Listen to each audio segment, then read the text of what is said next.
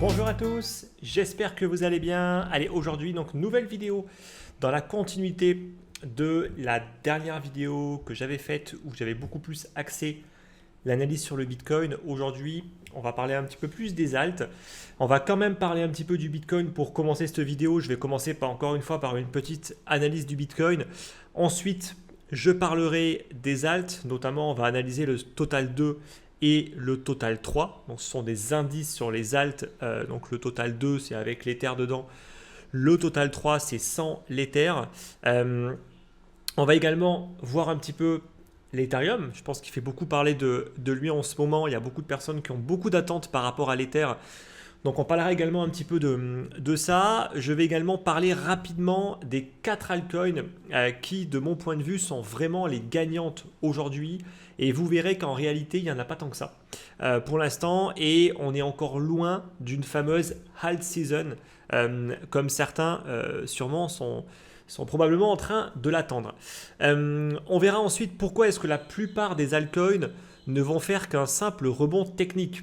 En parallèle avec le titre de la vidéo, je pense qu'il va être extrêmement important de comprendre qu'une bonne partie des alts qui sont en train ou qui vont avoir des phases haussières ne sont que des phases haussières qui sont des portes de sortie qui vont vous permettre de pouvoir sauver les meubles pour la plupart des personnes qui hold ces tokens-là et qui ne sont en aucun cas des rebonds sains, signes d'une tendance haussière qui va se dessiner. Donc on parlera un petit peu de tout ça et je terminerai avec le 6e point sur cette vidéo.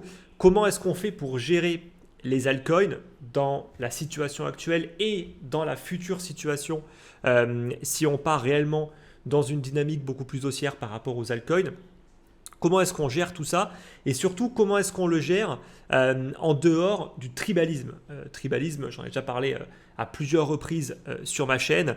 C'est simplement le fait d'être tellement attaché émotionnellement à un projet qu'on devient absolument aveugle sur tous les points négatifs du projet et on pense que c'est le projet du siècle et donc on met tous ses œufs là-dedans et on ne vendra jamais ce projet. Voilà.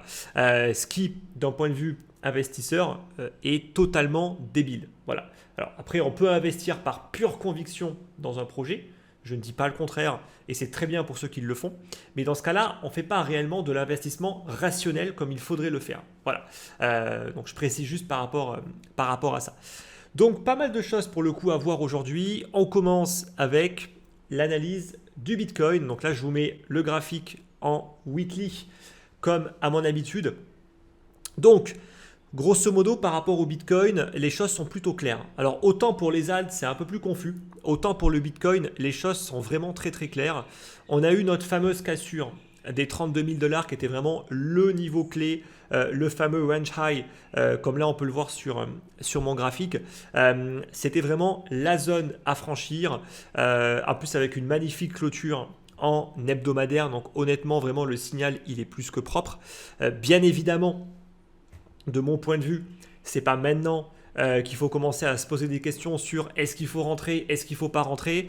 Ceux qui rentrent maintenant, malheureusement pour eux, ils s'exposent à un risque qui va être beaucoup plus élevé que des personnes comme ceux qui sont dans mon groupe par exemple, qui sont rentrés bien plus bas.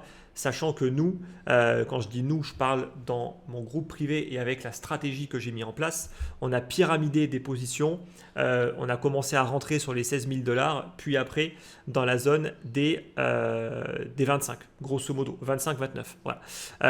De mon point de vue, c'est comme ça en fait qu'il faut correctement rentrer. C'est en pyramidant et en moyennant un prix d'achat qui n'est pas trop dégueulasse et surtout pas rentrer après un gros breakout comme ça, parce que le risque est beaucoup moins contrôlé. Là, on peut se prendre facilement à moins 15, moins 20% au moindre petit retracement, sans que pour le coup, ça n'invalide quoi que ce soit en termes de dynamique haussière. Après, chacun fait comme il le souhaite, bien évidemment, mais encore une fois de plus, ceux qui se sont positionnés avant, aujourd'hui, ils sont tranquilles. Ils sont peinards, ils n'ont plus rien à faire.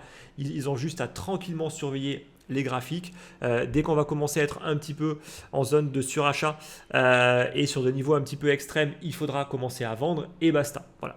Et là, le gros du problème aujourd'hui, c'est que toutes les personnes qui attendaient des multiples confirmations, des multiples signaux pour éventuellement un jour prendre le risque de rentrer, et ben en fait ils sont encore en train d'attendre. Voilà, ils sont en train d'attendre, ils vont dire oui mais moi je vais attendre un retracement, la zone des 32 c'est la zone idéale pour rentrer. C'est le cas, je ne dis pas le contraire, c'est le cas. La zone des 32 c'est la zone idéale entre les 31 et les 32 000 dollars pour rentrer. Maintenant, le gros du problème c'est que le Bitcoin nous a souvent habitués à ne jamais nous donner des retracements comme cela pour rentrer correctement sur le marché. Donc ça peut arriver. Je ne dis pas qu'on n'aura pas de retracement, encore une fois, je ne suis pas devin. Je dis juste que le Bitcoin nous a souvent habitués à avoir des mouvements qui sont piégeux et qui piègent autant les vendeurs que les acheteurs, dans le sens où c'est très difficile de rentrer dans le marché. Parce que la logique voudrait qu'on achète sur retracement, encore faut-il avoir un retracement. Voilà. En tout cas, un retracement maintenant. La question n'est pas de savoir s'il y aura un retracement ou pas. Évidemment qu'il y aura des retracements à un moment ou à un autre, sauf que est-ce qu'on l'aura maintenant ou une fois que le Bitcoin aura tapé les 45 ou les 50 000 dollars, vous comprenez bien que les enjeux ne sont pas les mêmes. Parce que s'il faut attendre que ça monte à 50 000, qu'on ait un retracement de 15, 20, 30% pour au final, après, continuer sur une dynamique haussière, les niveaux d'entrée seront encore une fois, ne seront pas les mêmes. Donc, tout ça, il faut bien le comprendre. De mon point de vue, tant qu'il n'y a pas une réintégration claire des 30 000 dollars, je pars du principe qu'on reste sur une dynamique qui est clairement haussière. Voilà. Tout retracement doit être considéré comme une opportunité d'achat. Maintenant, encore une fois, le problème du retracement, c'est que personne ne sait quand est-ce qu'il arrivera. Et arrêter de systématiquement regarder les graphes en 4 heures en mode il y a une divergence donc ça va baisser. Non, absolument pas. C'est pas comme ça que ça marche. Ce n'est pas parce qu'il y a une divergence que les prix vont baisser. Il y a certes une baisse dans le momentum, ça c'est clair. Il y a une stabilisation. Ça ne veut absolument pas dire qu'il y aura une correction. Voilà. Et ensuite, donc il y a deux possibilités. Soit des corrections éclairs, ça veut dire des mèches, des bougies rouges puissantes mais très rapides et qui vont tout de suite se retrouver à rebondir avec des acheteurs qui vont de suite se mettre à racheter massivement le Bitcoin. Donc ça veut dire très peu de retracement en réalité. Et si on ne place pas les ordres à l'avance, il y a très peu de chances pour qu'on arrive à rentrer et à en profiter. Ou alors un retracement plus puissant. Mais comme j'ai pu vous le dire, moi les retracements plus puissants d'expérience, on les a très rarement. Et quand on les a en général, c'est qu'il y a déjà eu une très très bonne hausse et qu'il a déjà fallu, à mon avis, prendre des profits. Voilà. C'est très rare que le Bitcoin nous permette vraiment de rentrer de nouveau lorsque les signaux sont déjà plutôt bons. La dernière fois que ça s'est produit, c'était en 2021. Non, en 2020, pardon. En 2020, on avait eu, par contre, là c'est vrai, on avait eu la fameuse cassure de la zone des 10-11 000 dollars. On avait tapé dans la zone des 12 000. On avait refait un petit pullback. Là, on le voit sur le graphique. Et ensuite, on était reparti. Voilà. Là, on avait eu effectivement ce pullback. Encore fallait-il le prendre, bien évidemment, parce que qu'est-ce qui va se passer? C'est que s'il y a un pullback, tout de suite, les permabères vont se réveiller. Tout de suite, ceux qui sont convaincus que ce marché ne peut faire que baisser, alors qu'il fait que monter. Mais en tout cas, il y a toujours des personnes qui en restent convaincues. En tout cas, je parle du Bitcoin. Dès qu'on va se retrouver à 30 000, à 31, 32 000 dollars, là, tout de suite, les permabères vont se réveiller en mode, je vous l'avais dit, ça va baisser, c'était un piège, etc., etc. Et avec tout le narratif qui sera accompagné pour vous convaincre de ne pas acheter. Voilà. Donc, c'est systématiquement pareil. Encore une fois, à tort ou à raison, après chacun applique les stratégies qu'il a envie d'appliquer. Moi, je pars du principe que être vendeur sur un marché qui est structurellement baissier, qui est structurellement haussier, comme c'est le cas depuis le début de l'année, je trouve que ça sert absolument à rien. C'est une perte de temps. C'est vouloir être un contrarien juste pour dire qu'on est contrarien. Mais en soi, je ne comprends pas vraiment la logique derrière. Voilà. Parce que pour moi, il faut être objectif. Aujourd'hui, si on prend les graphiques, je suis désolé, depuis le début de l'année, on est sur une construction haussière. Maintenant, je ne demande qu'à avoir tort et je ne demande qu'à avoir des graphiques qui me donnent tort. Pour ça, il faudrait une cassure franche des 25 000 dollars. Tant qu'on ne l'a pas, en fait, il n'y a aucun intérêt d'avoir un quelconque biais baissier. Vraiment, je ne comprends pas, moi, ces personnes. Alors, autant les permaboules, je ne les comprends pas non plus. Autant les permabères, je les comprends encore moins. Voilà. Mais bon, bref, après, chacun fait ce qu'il veut. Mais encore une fois, ceux qui sont perma ne peuvent pas être des bons investisseurs. Ça, je ferai justement une vidéo dédiée par rapport à ça, où j'en parlerai avec Guillaume, qui est déjà intervenu plusieurs fois sur cette chaîne. Bref, j'ai un petit peu dévié, donc si on ne veut pas que la vidéo dure 3 heures, je vais me recentrer un petit peu. Donc, très très bonne probabilité de venir chercher dans la zone des 42, voire la zone des 50 000 $. Je pense que ça, c'est clairement des zones qui sont largement atteignables. Encore une fois, je ne suis pas là en train de vous vendre un bull market de malade avec un Bitcoin qui va aller chercher les 100, 150, 200 000 $. Moi, ça m'est complètement égal. Moi, je n'investis pas pour me dire, tiens, le Bitcoin va monter à 200 000 $. Je veux dire, c'est tellement impossible de prédire déjà que la météo pour le lendemain, que ceux qui font des prédictions à 2 balles sur 6 mois ou 12 mois, ça vaut rien. Voilà, ça vaut strictement rien. Moi, je pars du principe que tant qu'il y a des signaux acheteurs, je reste acheteur. S'il y a des excès, je commencerai tranquillement à vendre. S'il y a des pullbacks qui sont intéressants, je reprendrai éventuellement des cartouches. Point barre. Que le Bitcoin aille à 50, 80, 100, 150, 200, peu importe. Moi, je pars du principe qu'il faut prendre ce qu'il y a à prendre et ensuite, ça ne sert à rien de vouloir prédire des choses qui sont imprédictibles. Alors je sais que ça amuse la galerie, les gens ils adorent ça, ils adorent avoir des titres de vidéos, Bitcoin à 200 000 $, Bitcoin à 100 000 $, etc. Bon, tout ça, c'est vraiment pas sérieux, ça amuse uniquement les personnes qui sont là pour jouer, mais de mon point de vue, il n'y a rien de vraiment rationnel là-dedans. Voilà. Et ensuite, ce qui est également important quand même de noter, et on en revient avec ce que je vous dis sur la complexité d'avoir des retracements, c'est que jusqu'à présent, on a eu très très peu de retracements sur toute la hausse du Bitcoin. Et même historiquement, le Bitcoin a beaucoup moins retracé que ce qu'il a pu retracer par le passé lors de phases haussières. Et là, on a un retracement maximum de l'ordre de 20%. Ce qui en soi est vraiment pas beaucoup pour le Bitcoin. En général, historiquement, on a toujours eu des retracements plutôt entre les 30 à 40%. Même dans des phases haussières.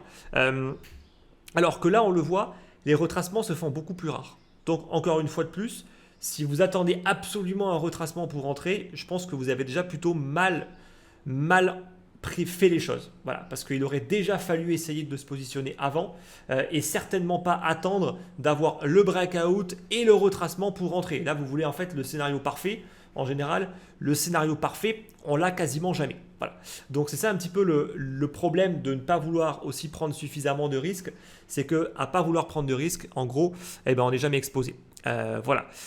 Ensuite, il y a un indicateur qu'il faut regarder de mon point de vue pour savoir si vraiment on est sur une phase dite de bull market et donc on commence à être sur des niveaux où il faut vraiment se poser des questions sur est-ce que je vends, est-ce que je garde. Là, je vous mets donc ce graphique-là qui est tout bête.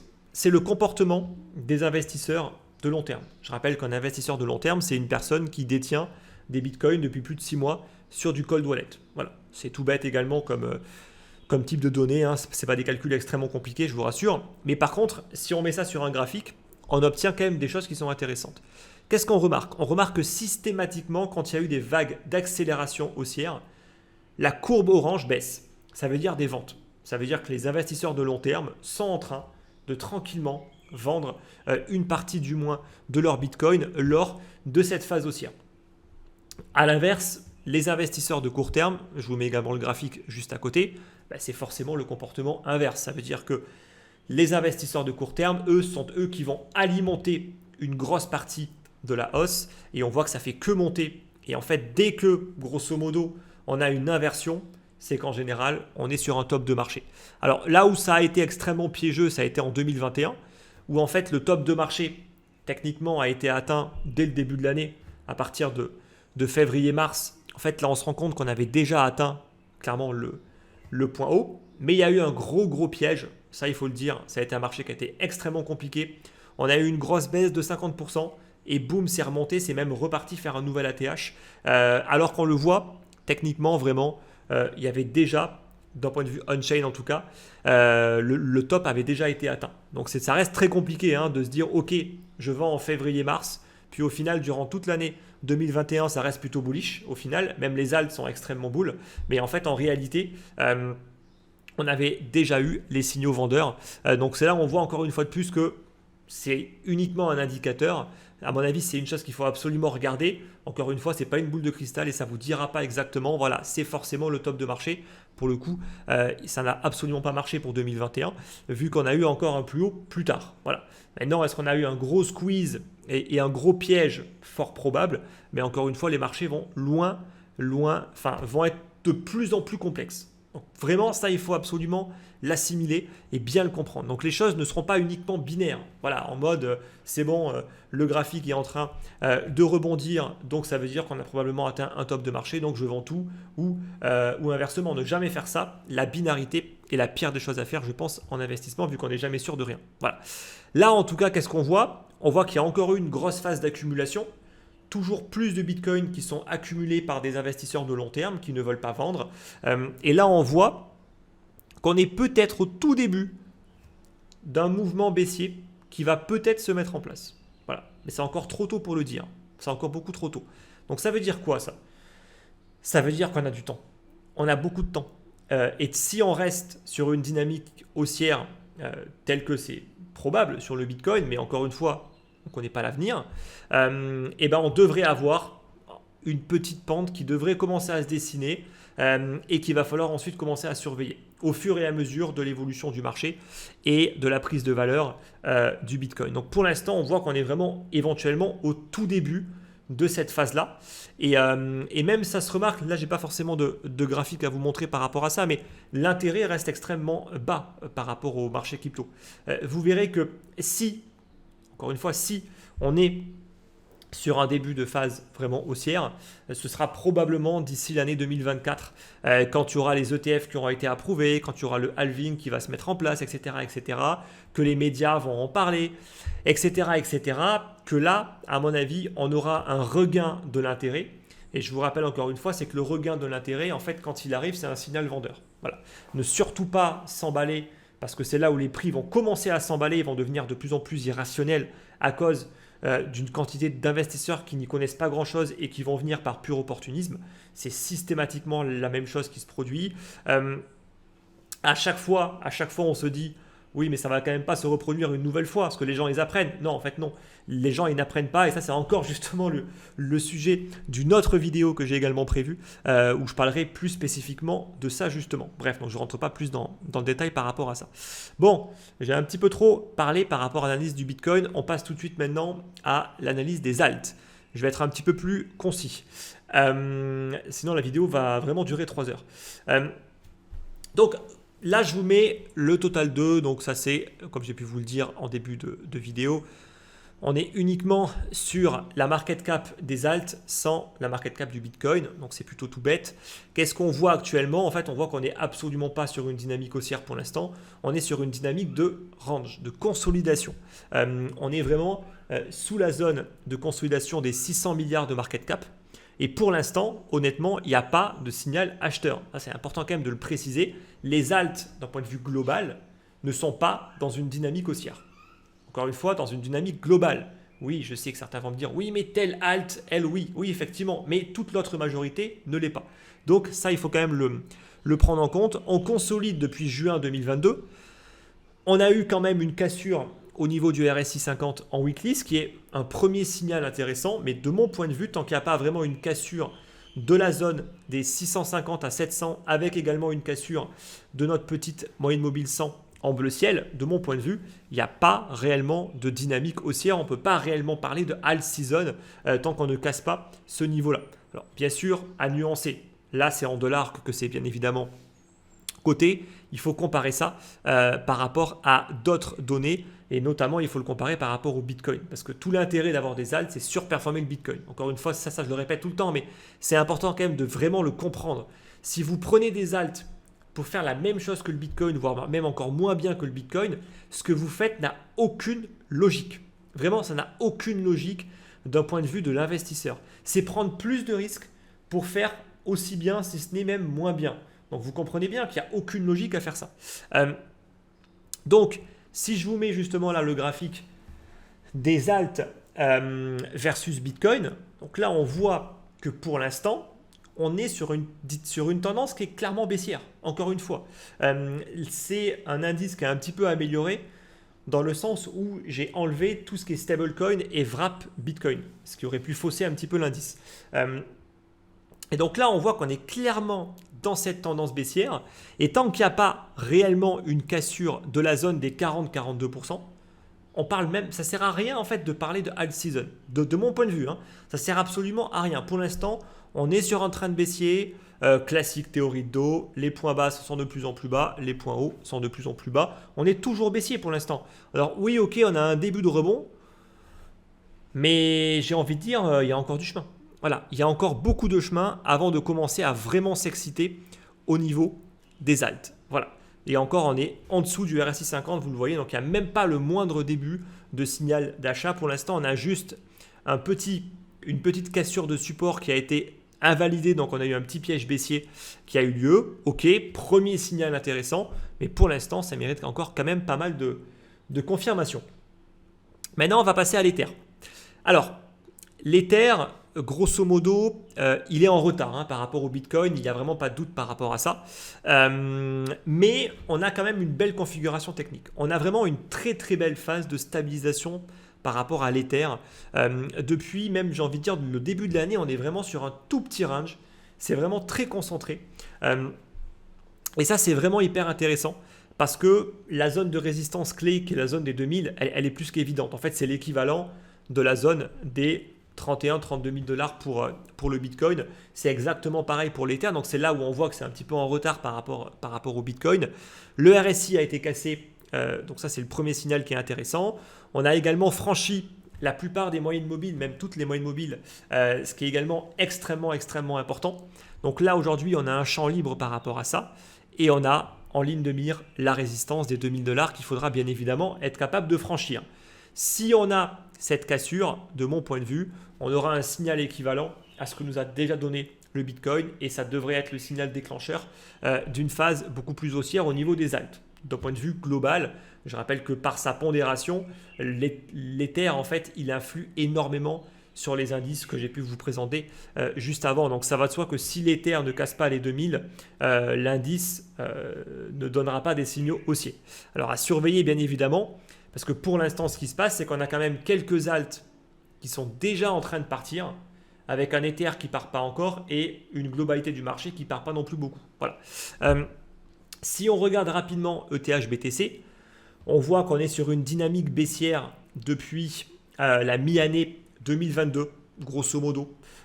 Donc quasiment en fait depuis le début du bear market, on est sur une dynamique baissière qui n'est pas très accentuée. On a eu de longues phases de stabilisation, puis des petites cassures. On a eu vraiment une accélération baissière en fait, grosso modo, depuis, on va dire, le mois de septembre.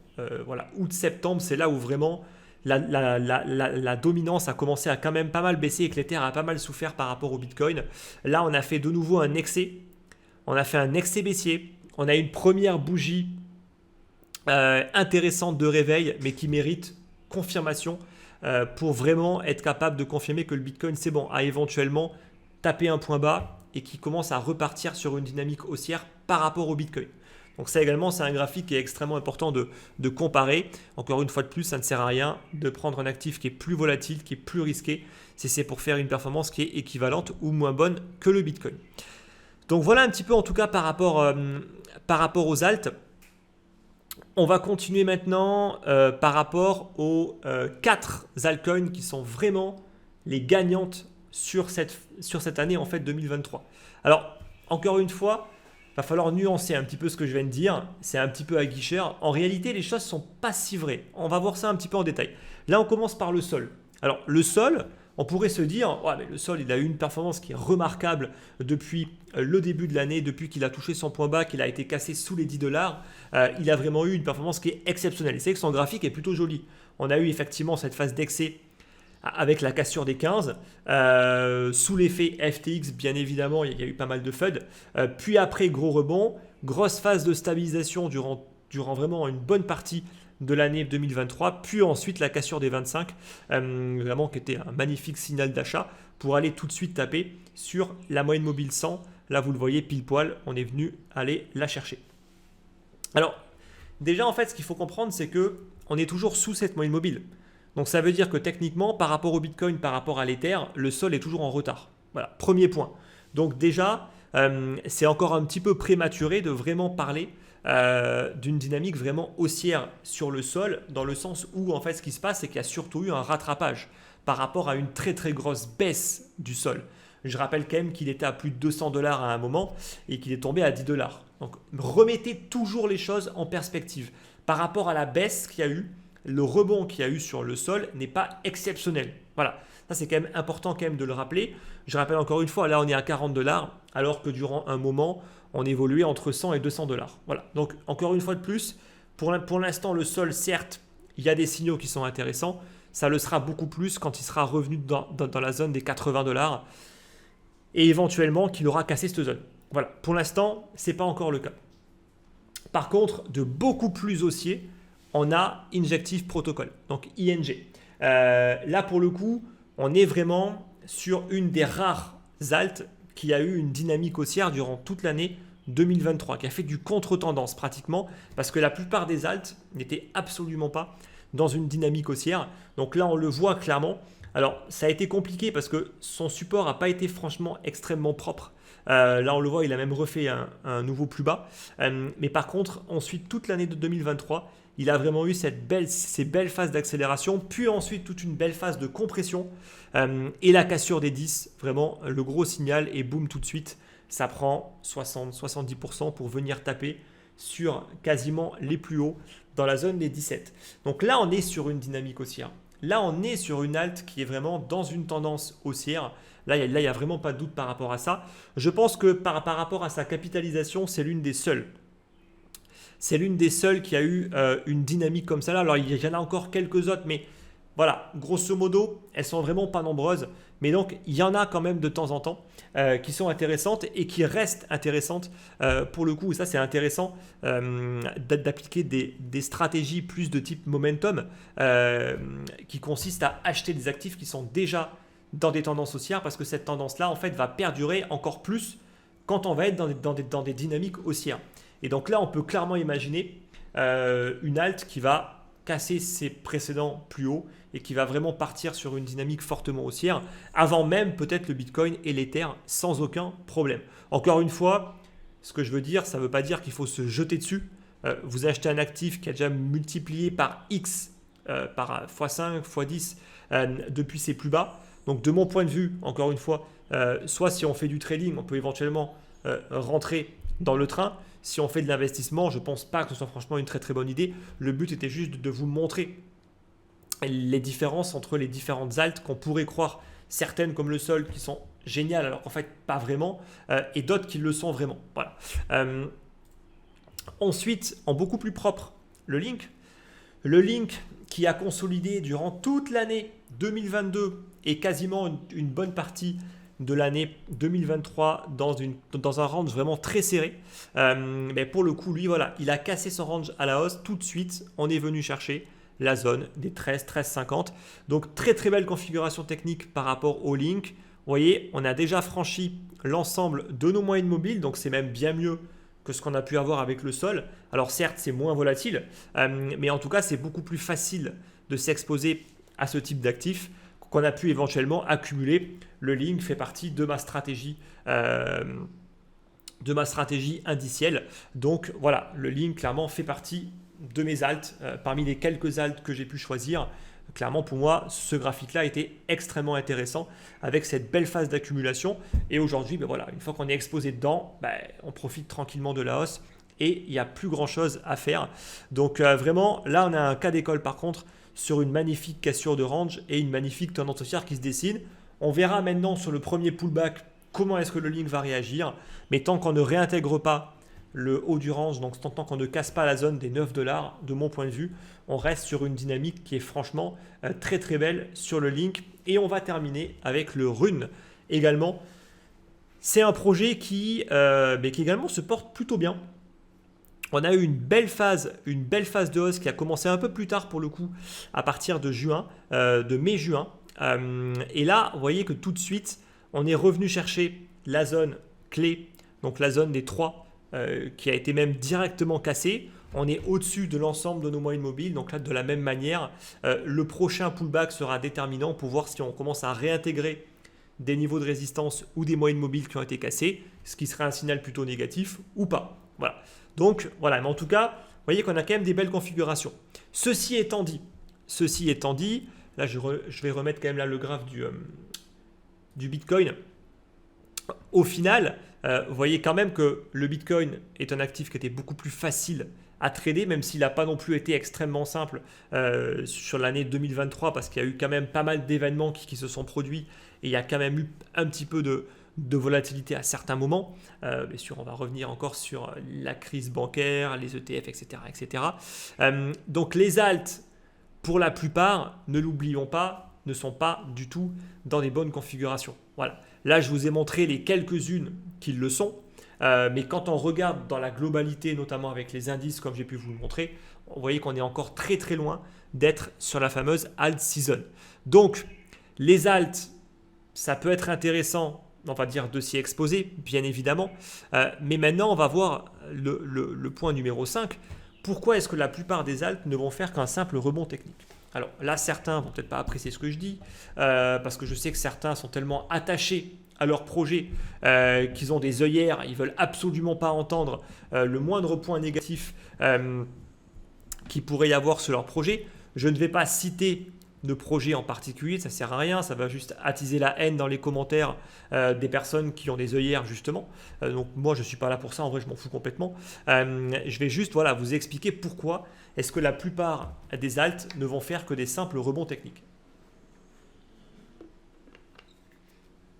Alors, déjà, premier point, dans les marchés, il y a une grosse partie qui va être drivée par les traders. Et qu'est-ce que font les traders? Ils vont faire, traders et investisseurs, ils vont faire l'effet classique du vase communicant. Ça veut dire, on a le Bitcoin qui explose, on a l'Ether qui explose. Vu que normalement une grosse partie des gens sont exposés à ça, ils vont avoir beaucoup de plus-value et ils vont vouloir aller s'exposer à des actifs qui n'ont pas encore connu ces phases de hausse-là. Et donc, ils vont spéculer sur le fait qu'il va y avoir un rattrapage. Donc, par simple effet de vase communicant, en général, l'ensemble du marché peut se retrouver à avoir des phases haussières, à avoir des phases de hausse. Même les plus gros shitcoins vont exploser de manière temporaire parfois, juste pour quelques heures ou pour quelques jours, mais juste par simple effet de vase communicant parfois, parce que voilà, on a fait beaucoup sur l'une, on va encaisser, puis on va aller sur l'autre. Et ensuite, et on continue, et on continue, et on continue. Et donc, par cet effet de vase communicant, en fait, beaucoup d'alts, à tort ou à raison, vont prendre de la valeur. De nouveau, on n'est que sur de la pure spéculation. Donc, dès qu'on n'est que sur de la spéculation, qu'est-ce qui se passe? Ça monte et ça retombe, systématiquement. D'accord? Donc, ça veut dire quoi? Ça veut dire que ça, c'est intéressant pour ceux qui font du trading. C'est tout. Ceux qui veulent faire de l'investissement là-dessus, vous allez juste vous en mordre les doigts parce que vous allez sous-performer, encore une fois de plus, le Bitcoin. Deuxième point, les fondamentaux sont importants. Mais quand on parle de fondamentaux, ça ne veut pas juste dire « ouais, génial, la tech qu'il y a derrière est juste oufissime, ça va tout révolutionner, etc. etc. » En fait, quand je parle de fondamentaux, oui, il y a la technologie derrière, mais il y a également les personnes qui utilisent réellement actuellement le protocole ou peu importe si c'est une application ou peu importe. Et ensuite, la token economics. Voilà. Quand on parle de fondamental, on ne parle pas que de la tech. Alors, certains, ils pensent que c'est que ça. Donc, ils se disent, bon, la tech est géniale, donc c'est super, je rentre dessus. Mais non, absolument pas. En fait, c'est un tout. Il faut la tech, il faut être capable de la marketer, il faut être capable de la rendre utilisable par le plus grand nombre. Et en plus de ça, il faut avoir une token economics qui est honnête pour les investisseurs qui, eux, vont acheter du token. Voilà. Donc, c'est vraiment tout un ensemble. Donc, c'est tout un ensemble. Et même parfois, on peut avoir tout ça, mais on peut avoir un token qui ne prend absolument pas de valeur. Ça également, il faut vraiment le prendre en compte. Mais en tout cas, ce qu'il faut quand même faire, c'est qu'en général, quand il y a tout ça, il y a quand même plus de chances d'avoir une hausse qui peut être un peu plus durable qu'un simple pump and dump. Mais attention, encore une fois, la globalité et le cycle de marché fait que vous allez avoir des phases fortement haussières et ensuite des grosses corrections. Donc si vous faites du hold pur et simple, pour moi, c'est une mauvaise idée. Même ceux qui hold sur une longue période de temps, pensez à systématiquement prendre des profits dans les phases d'excès. ça ne sert à rien de rester systématiquement exposé sur un actif qui est tellement volatile que de toute façon, même si il va faire que prendre de la valeur dans le temps, vous allez quand même avoir des phases de baisse de 50, 60, 80, 90%. Donc encore une fois, vendre un petit peu dans des phases d'excès, de mon point de vue, c'est ce qu'il faudrait absolument faire. Voilà. Ensuite, de nombreux projets vont profiter de cette dynamique actuelle qui est en train de se mettre en place pour vendre leurs propres tokens. Pourquoi? Parce que ces projets vont être en grande difficulté financière. Quand on passe par un bear market qui va durer 1 an, 2 ans, avec très très peu d'utilisateurs et donc très souvent des projets qui vont absolument pas gagner d'argent, et bien ils vont vivre uniquement de leurs tokens. Et donc, ça, le gros du problème, c'est que ça va accroître la pression vendeuse. Et donc, on peut se retrouver avec des phénomènes de pump and dump. Donc, ça veut dire que le token va prendre de la valeur, l'équipe va en profiter pour commencer à vendre, ils vont accroître cette pression et dès que la dynamique va commencer à s'essouffler et dès qu'il n'y aura plus suffisamment d'acheteurs, boum, ça va retomber aussi sec. L'équipe aura mis un peu d'argent de côté, mais honnêtement, ça en tout cas, c'est un des gros problèmes. Voilà. C'est que il y a beaucoup de projets qui se retrouvent dans des grosses difficultés financières et qui vont vendre beaucoup de leurs tokens en profitant de ces phases de hausse-là qui sont tout simplement des portes de sortie pour ces personnes-là ou pour les quelques gros qui vont profiter de cet afflux de liquidités. Mais malheureusement, sur des projets un petit peu bancals, il y a de très très fortes chances pour qu'il n'y ait pas beaucoup d'acheteurs au final et que ça retombe aussi vite que ce n'est monté. N'oubliez pas également que la plupart des tokens ne servent toujours à rien. C'est-à-dire qu'en bear market, ils ne servaient à rien. Leur valeur s'est faite massacrer.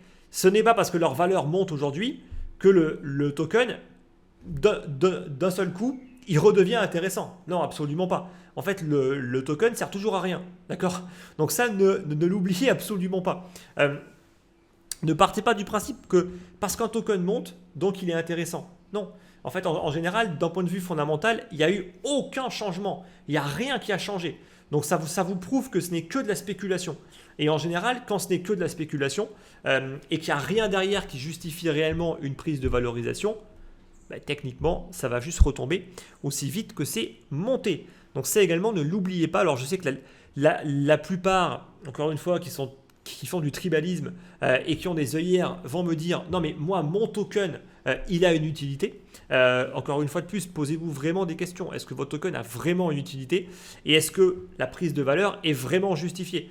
Parfois, c'est très facile de juste se dire « Oui, non mais ça prend de la valeur parce que ils ont fait telle mise à jour ou vous ont fait telle chose. » Soyez objectif. Soyez vraiment objectif. Dans la plupart des cas, les prises de valorisation ne sont pas souvent justifiées. Pas souvent. Je ne dirais pas tout le temps, mais je dirais plutôt pas souvent. Ensuite également, je répète encore une fois, j'espère que ça sera bien ancré dans votre tête, dans la grande majorité des cas, les altcoins sous-performent le Bitcoin et encore plus sous-performent l'Ether sur le long terme. Donc encore une fois de plus, prendre du risque supplémentaire pour une sous-performance, voire une performance égale à un sous-jacent comme le Bitcoin ou l'Ether, ça n'a aucune logique, sauf si vous voulez soutenir réellement le projet. Que vous voulez d'une manière ou d'une autre investir dans le projet directement, mais dans ce cas-là, en fait, vous n'êtes pas sur une stratégie d'investissement, de mon point de vue, qui est rationnelle. Vous êtes juste là pour investir sur un projet en particulier parce que vous avez un biais sur ce projet-là, un biais qui vous fera prendre plus de risques et qui pourrait absolument pas être justifié. Mais voilà, si ça vous fait plaisir de le faire et que vous le faites en toute connaissance de cause, il n'y a aucun problème. Voilà, mais il faut juste en avoir conscience. Et on va terminer cette vidéo avec le point numéro 6. Comment gérer les altcoins en dehors du tribalisme classique? Voilà. Et j'insiste beaucoup sur cette partie de tribalisme parce que c'est malheureusement un biais dans lequel la plupart des gens, vraiment, ils vont s'engouffrer et ils vont même pas s'en rendre compte. Et ça, vraiment, c'est extrêmement toxique pour un investisseur. Donc, les projets qui ont des fondamentaux solides avec une réelle token economics, de mon point de vue, on peut éventuellement les intégrer dans une stratégie à long terme. C'est ce que moi je fais. Voilà. Moi j'ai quelques projets, j'ai du Link, comme j'ai pu vous le dire. J'ai également du Sol, voilà, qui font partie des 2 meilleurs en termes de performance. J'ai aussi d'autres qui sont moins bonnes pour l'instant, comme du Avax et du Atom. Voilà. Je ne donnerai pas plus d'infos par rapport à ce petit panier-là, qui est réservé aux membres de Club Invest, où là j'explique en détail le calcul de comment est-ce que j'ai construit justement ce petit portefeuille-là.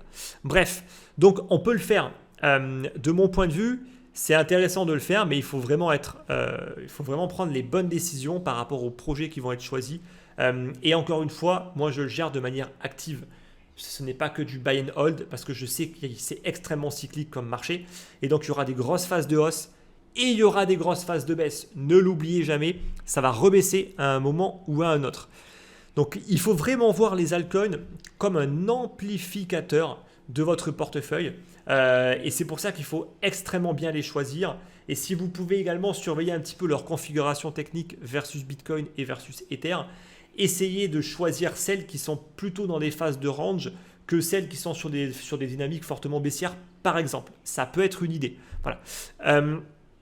C'est intéressant également de trader des alts, principalement pour aller chercher de l'inefficience de marché pour certains types d'algorithmes de trading qui ont besoin d'aller chercher cette inefficience. Le problème des algos de trading, c'est qu'en général, ils vont être rapidement bloqués par rapport au capital et par rapport à la liquidité. Parce que sur les alts, c'est beaucoup moins liquide. Et donc, c'est beaucoup plus propice pour des petits algos de trading que des particuliers pourraient éventuellement développer. Donc ça peut être intéressant. En tout cas, les alts peuvent avoir vraiment... ça peut être intéressant. Mais attention, qui dit inefficience, dit manipulation. Et vous n'imaginez même pas à quel point est-ce que les altcoins sont manipulés. Voilà. Et plus on va aller chercher des faibles capitalisations, plus la manipulation va être facile et importante. Et c'est là où on peut se retrouver avec des alts qui vont prendre 100% en quelques heures, où il y aura le taux de financement sur les produits dérivés qui vont être fortement négatifs, ce qui va permettre aux market makers de se gaver sur les frais. Bref, donc tout ça en fait c'est complètement orchestré. Et ceux qui vont s'engouffrer là-dedans, en fait vous allez juste vous faire rincer par des personnes qui sont plus malignes que vous. Voilà, tout simplement. Donc ça en général, sauf si vous êtes vraiment un pro là-dedans, n'y touchez même pas. Voilà, ça vous évitera en fait de faire du casino, mais jouer à un casino où vous êtes certain d'être perdant ou quasiment certain, c'est pas forcément une très très bonne idée. Voilà. Donc les altcoins sont souvent intéressantes uniquement sur du court terme, voire du moyen terme. C'est rarement le cas sur du long terme, surtout si on fait du buy and hold. Voilà. Sauf si on a une gestion un petit peu active comme moi, ce que je peux faire. Mais sinon, honnêtement, les alts, ça fait souvent ça et ça retombe, surtout si vous le comparez versus Bitcoin. Les phases de hausse, là je vous remets donc les phases de surperformance des alts par rapport au Bitcoin. Vous le voyez, en fait, c'est vraiment des phases qui ne durent pas très longtemps. En début d'année 2021, par exemple, vous voyez que durant quelques semaines, ça monte. Après, ça restabilise. Après, ça remonte durant à peu près un mois à tout casser. Et après, c'est terminé durant plus d'après 2 ans. Ça fera que baisser. Donc, les phases durent vraiment pas longtemps. Vraiment. Donc, c'est pour ça qu'en général, il faut une gestion plutôt active au niveau des altcoins. C'est pour ça que les traders, ils adorent trader les altcoins parce qu'eux, ils s'en foutent complètement du moyen ou du long terme. Ils vont rentrer pour aller chercher de la volatilité et c'est très bien pour eux. Mais donc, n'oubliez pas que les alts sont surtout, avant tout, un outil ultra spéculatif. Déjà que le Bitcoin et l'Ether, dans une certaine mesure, ça l'est déjà. Mais sur les alts, ça l'est encore plus. Maintenant, on va terminer cette vidéo avec 2 points également qui sont assez importants. Ceux qui cherchent systématiquement à investir dans le prochain projet qui va remplacer Ethereum, donc le prochain projet qui va devenir mainstream, etc. etc.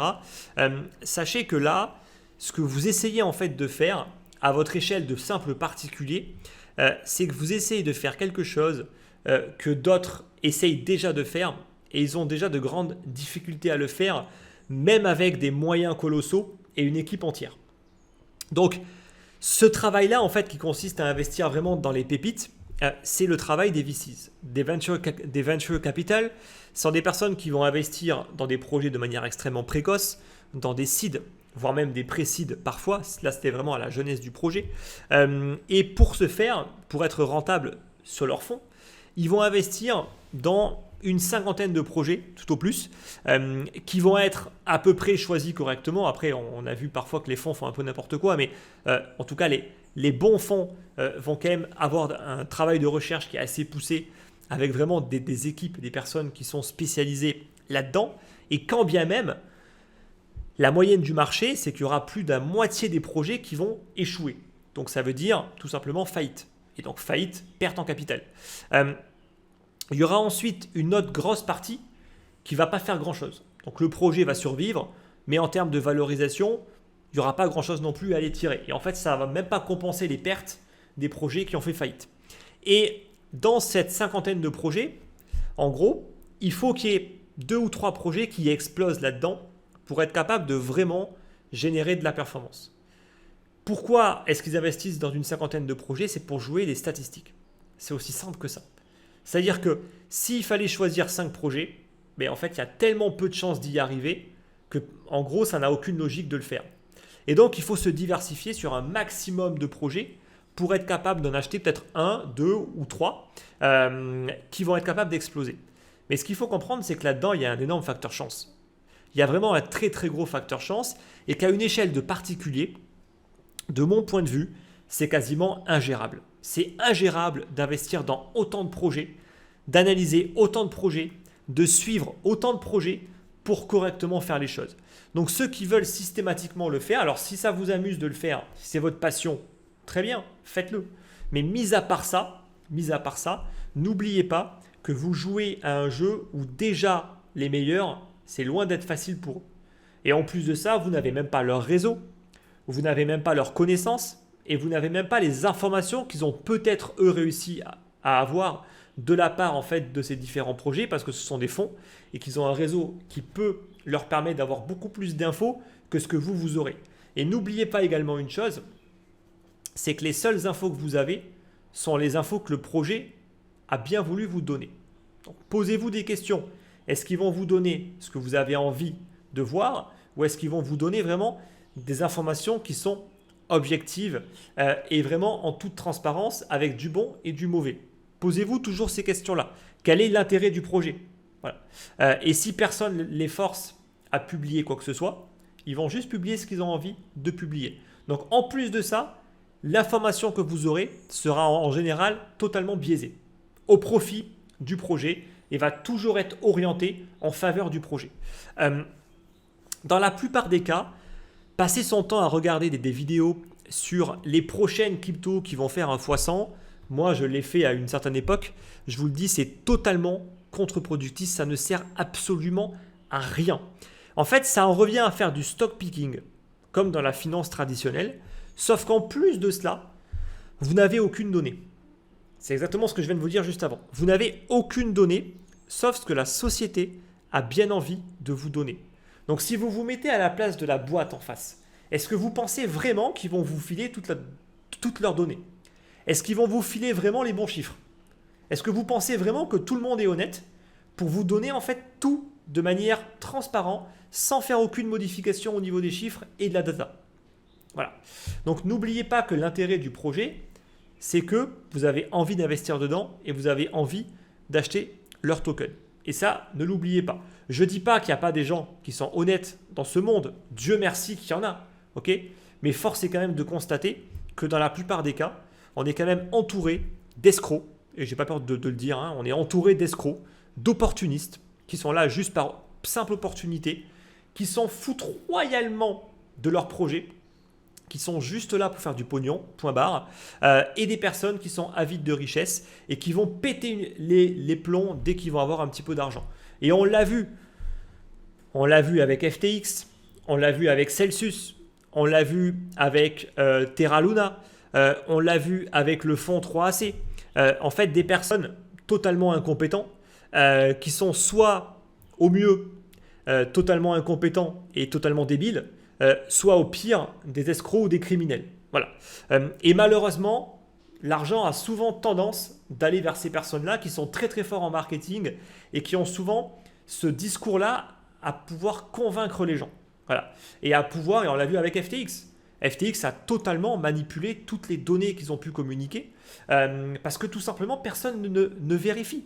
Donc imaginez même que les fonds eux-mêmes se sont fait avoir. Donc vous, à une échelle de particulier, est-ce que vous pensez avoir un quelconque levier pour avoir une meilleure information? Non, vous aurez que ce qu'on trouve sur le net. Donc déjà que même les fonds, parfois eux-mêmes se font berner, donc à une échelle de particulier, encore une fois, ne vous prenez pas pour le meilleur du monde, parce qu'en général, vous ne le serez pas, et en plus de ça, vous n'aurez même pas la bonne donnée. Donc vraiment, ce que vous essayez de faire quand vous voulez vraiment investir dans des petits projets, en général, c'est faire du stock picking, mais vous jouez à un jeu où tout peut être modifié et manipulé. Voilà. Alors déjà que dans le monde de la finance tradie, c'est déjà légion, mais alors dans le monde des crypto-monnaies, ça allait encore à un niveau supérieur. Donc vous imaginez bien que le risque est juste démentiel. Voilà. Donc je terminerai en fait par rapport à ça. Je ne dis pas que c'est pas possible. On va toujours me dire oui mais telle personne, etc. Oui effectivement. Si en fait au loto, il y a des personnes qui gagnent effectivement. Quand on joue au casino, parfois de temps en temps, il y a des gagnants. Et en fait justement, ces entreprises-là se basent sur les gagnants pour dire et si vous? Et vous aussi, vous pouvez y arriver. Et c'est exactement pareil quand vous voulez investir dans des petites cryptos et que vous pensez être capable de gagner beaucoup d'argent là-dessus, c'est exactement le même principe, c'est juste du casino. Parce que vous n'avez aucune donnée concrète. Les seules données que vous avez sont celles qu'on a bien voulu vous donner. Et en fait, vous n'avez quasiment rien sur quoi vous rattacher pour être capable de dire s'il y a vraiment du potentiel ou pas. Donc, c'est du casino, tout simplement. Après, on peut le faire de manière intelligente. Si on a un peu de réseau, un peu de compétences, on peut être capable d'analyser une équipe, savoir déjà si l'équipe derrière est crédible ou pas. On peut faire ces choses-là, mais déjà le faire sans réseau, c'est impossible. Si vous pensez qu'il suffit juste d'aller voir sur LinkedIn, voir si l'équipe elle est pertinente ou pas, encore une fois, LinkedIn, on met ce qu'on veut. Moi, je peux être un diplômé de Polytechnique ou de ce que vous voulez, je peux m'inventer une vie sur LinkedIn, il n'y aura pas grand monde qui sera capable de vraiment vérifier si ce que je dis est vrai ou pas. Voilà. Sauf si vous avez un petit peu de réseau, etc. Là, on peut commencer à avoir des infos. Mais encore une fois, à une échelle de particulier, je ne dis pas que ce n'est pas possible, je dis juste que dans la plupart des cas, ça ne sert à rien, c'est contre-productif et vous allez juste perdre votre temps. Voilà. Donc j'espère que c'est clair par rapport à tout ça. Encore une fois, et je le précise, tout ce que je dis n'engage que moi. Et bien évidemment, je n'ai pas la science infuse. J'ai autant tort que raison, comme tout être humain. Voilà. Donc, j'espère en tout cas que cette vidéo vous a plu. Si vous avez envie de débattre de tout ça, comme d'habitude, c'est dans l'espace de commentaires. N'oubliez pas de vous inscrire également à mes lettres d'investissement. Le lien est en description. Et on se retrouve à très très vite pour la prochaine vidéo. Bye bye.